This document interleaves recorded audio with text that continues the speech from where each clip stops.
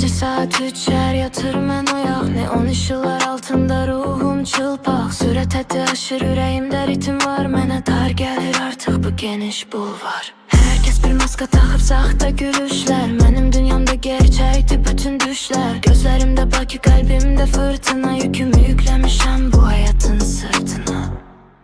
İşıqlar sönür, səsim yüksəlir, bu şəhər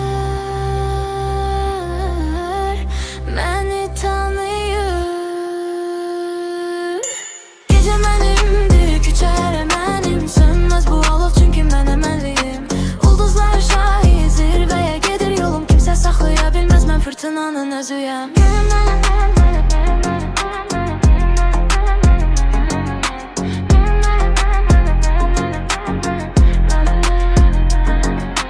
Səkilər soyuq amma beynim yanır, rəqiblərim elə məni kölgə sanır. Amma mən günəşəm, doğacam qəfildən, siz elə danışın, mən keçdim mənzildən. Flowum kəskin, sanki bir ülgüc, içimdə gizlənib inanılmaz bir güc. Gecənin qızıyam, qaranlıq dostumdur, bu trend oyununda son söz mənimdir. Neonlar sönür, amma mən hələ buradayam. Gece benimdir.